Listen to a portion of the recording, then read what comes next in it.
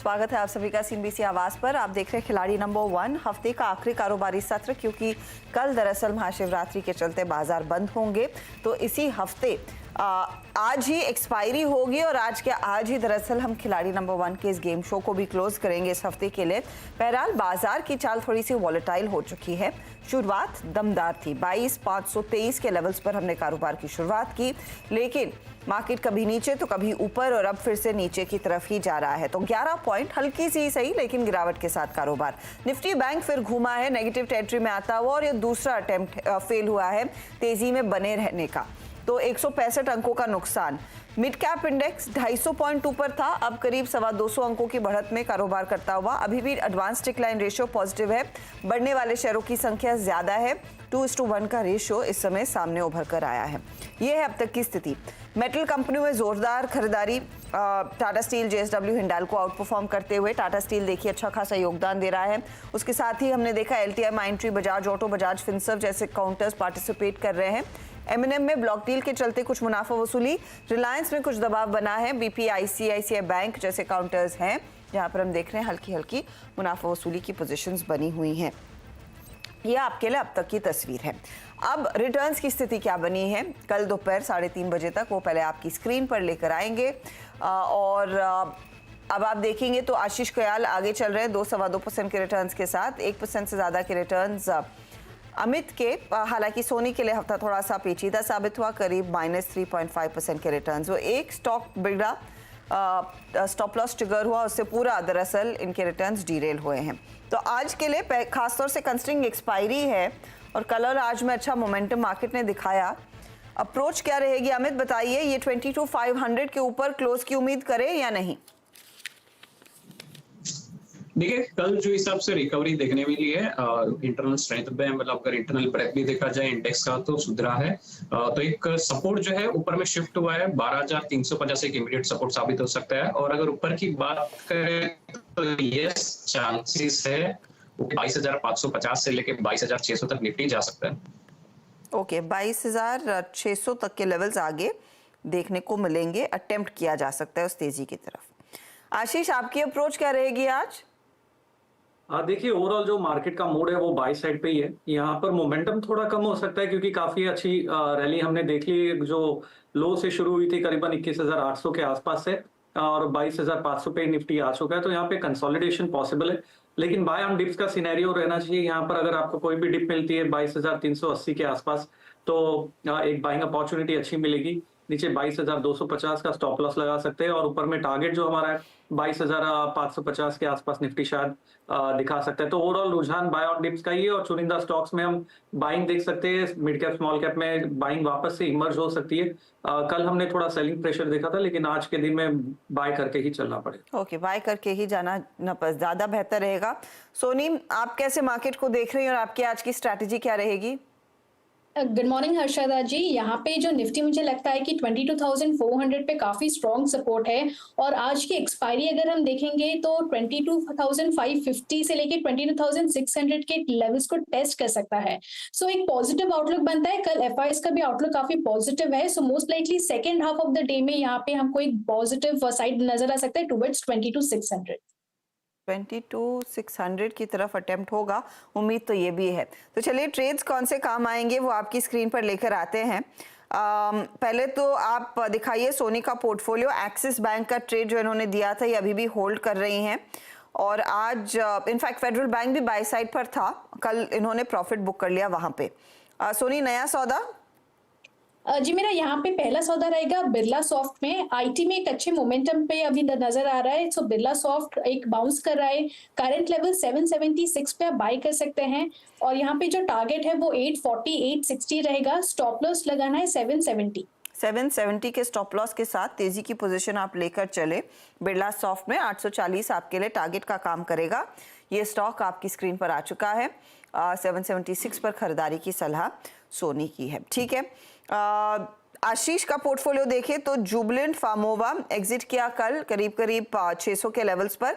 बीकाजी में आज इन्होंने प्रॉफिट बांधा है 521 के लेवल्स पर। बताइए आपका आज का नया सौदा क्या है आशीष?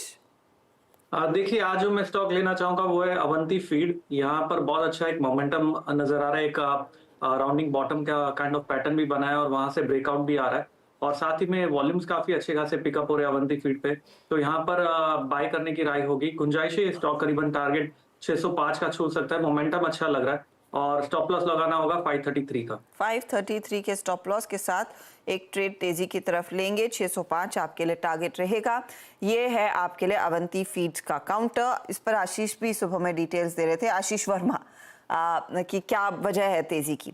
आईडीएफसी फर्स्ट ट्रेड ये है अमित त्रिवेदी के पोर्टफोलियो में। अभी भी आज सुबह में इन्होंने ऑल कार्गो लॉजिस्टिक्स में प्रॉफिट बांधा है 8340 के लेवल्स पर।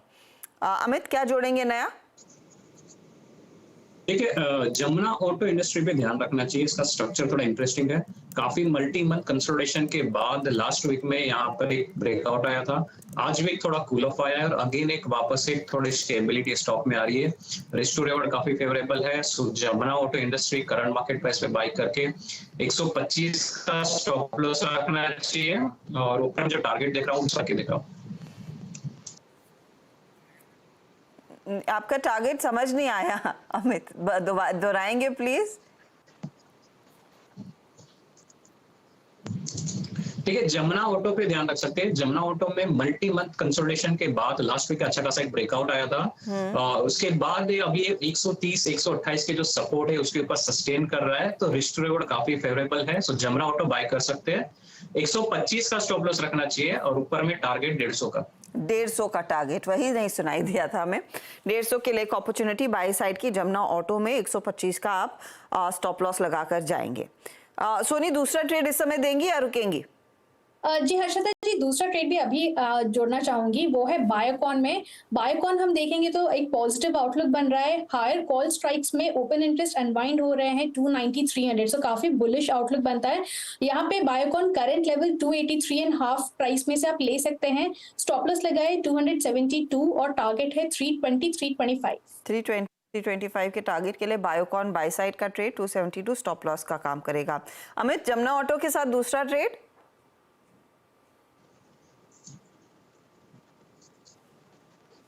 देखिए, दूसरा जो स्टॉक है वो उज्जीवन स्मॉल फाइनेंस बैंक पे ध्यान रख सकते हैं। एक ये स्टॉक मेजर अंडर परफॉर्मर था, लेकिन अभी कहीं ना कहीं यहाँ पर ये स्टॉक में भी स्टेबिलिटी आ रहा है। सो उज्जीवन स्मॉल फाइनेंस बैंक 50 के स्टॉप लॉस के साथ बाय कर सकते हैं। ऊपर में जो टारगेट में देख रहा हूँ 56 तक के देख रहा हूँ। 56 तक जा सकता है। तो दूसरा ट्रेड यहाँ पर अमित ने भी दे दिया है, Ujjivan small finance bank 56 target, 50 का स्टॉप लॉस। आशीष, क्या इरादा ट्रेड है या रुकेंगे? नहीं, अभी थोड़ा सा वेट करूंगा मैं यहाँ पर और ट्रेड सेकंड हाफ में जोड़ूंगा। सेकंड हाफ में अगला ट्रेड आएगा आशीष की तरफ से।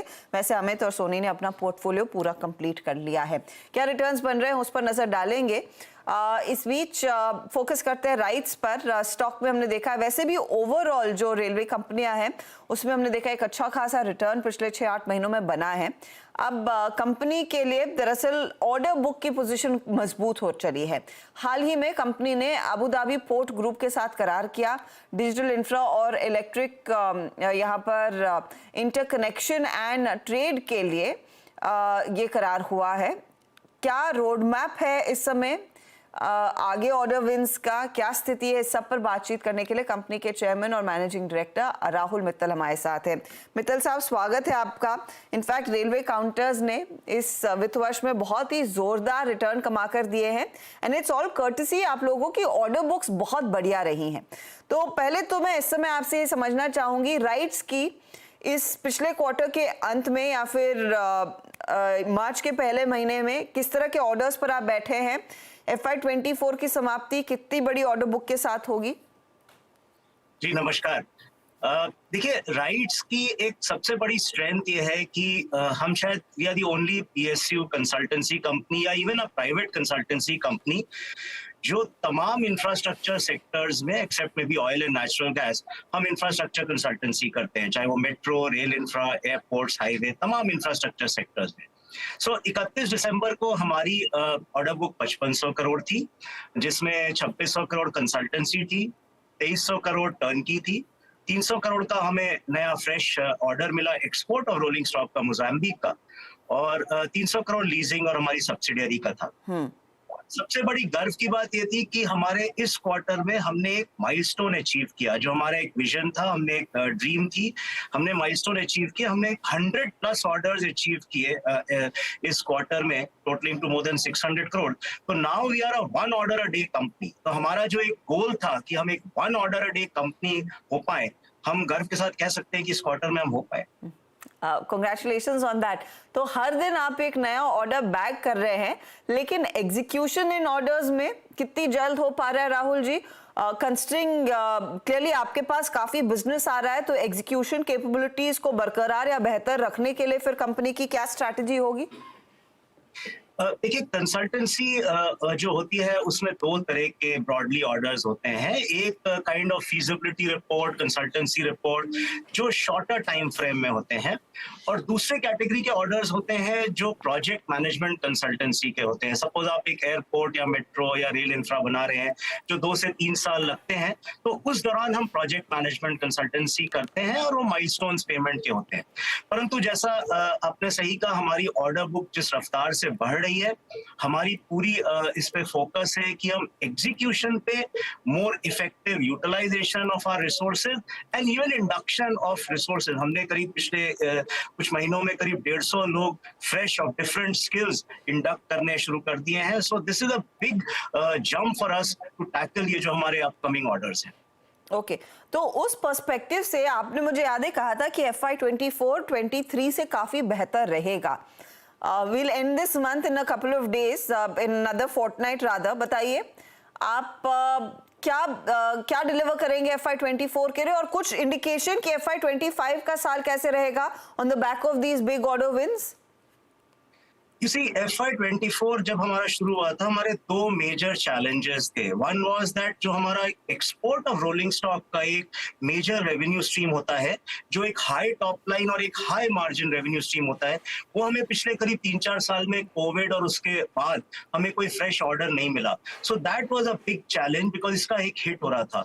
दूसरा एक मेजर चैलेंज था एक इंस्पेक्शन स्ट्रीम ऑफ रेवेन्यू, जिसमें हम रेलवे के तमाम चीजों के इंस्पेक्शन करते हैं। क्वालिटी एश्योरेंस रेवेन्यू स्ट्रीम जो है, वो एक नई पॉलिसी के तहत 4 लोगों में डिवाइड किया गया थ्रू अ टेंडरिंग मोड। सो उससे अगेन हमारे मार्जिन पे काफी हिट हुआ।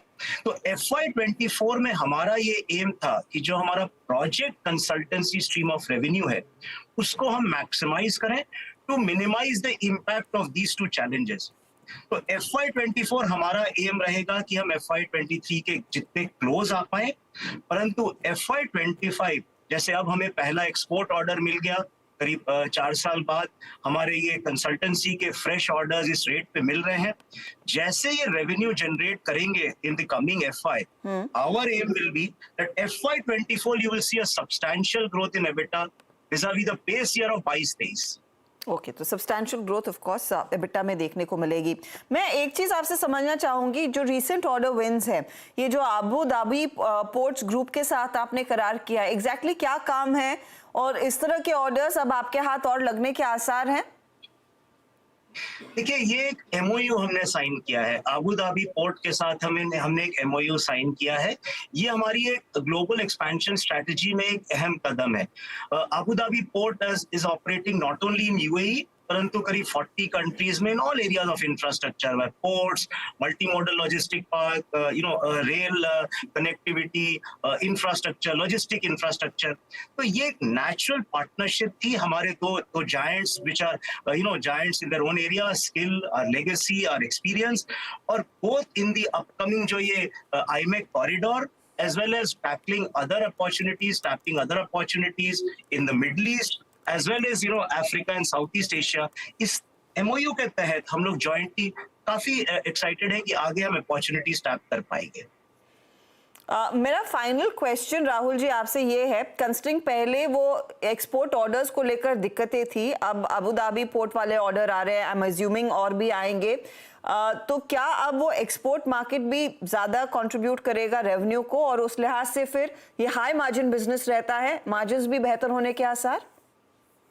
जी बिल्कुल, आपने सही कहा। ये जैसा मैंने कहा, सबसे हमारा बिगेस्ट चैलेंज था जो पिछले 3 से 4 साल में कोविड और उसके बाद हमें एक्सपोर्ट ऑफ रोलिंग स्टॉक के ऑर्डर्स नहीं मिले। हमें पहला ऑर्डर 300 करोड़ का मोजाम्बिक का मिला, 10 लोकोमोटिव का। हमने बांग्लादेश का एक ग्लोबल टेंडर में हम L1 करार दिए गए 200 कोच के, जो करीब 900 करोड़ का है। तो ये कड़ी अब शुरू हो गई है and after a gap of about 3 years, and ये जो ऑर्डर्स हैं ये अगले FY में मार्जिन्स में और टॉप लाइन में कंट्रीब्यूट करेंगे। और हमने तमाम और कई ऑर्डर्स में बिड किए हुए हैं, टेंडर्स में बिड किए हुए हैं, और हमें पूर्ण आशा है कि आगे कमिंग क्वार्टर्स में कुछ ना कुछ ऑर्डर्स हमें डेफिनेटली और मिलेंगे एक्सपोर्ट में। बहुत बहुत शुक्रिया मित्तल साहब हमारे लिए समय निकालने के लिए, and good luck for the remaining FY24 and I hope FY25 के लिए भी आपके लिए एक जोरदार साल उभर कर आए। तो राइट्स का मैनेजमेंट डिटेल देता हुआ उनकी ऑर्डर बुक पर और आगे विजिबिलिटी बेहतर होती हुई दिखाई दे रही है। तो जो ओवरहैंग था एक्सपोर्ट बिजनेस का वो धीरे धीरे करके सुलझ रहा है और वहां से अब ग्रोथ आना शुरू होगी। लेंगे एक ब्रेक। इस मोड पर हमारे जानकारों ने जो ट्रेड्स दिए हैं उसका एक रिकैप लेकर आएंगे। आप बने रहिए CNBC आवाज के साथ।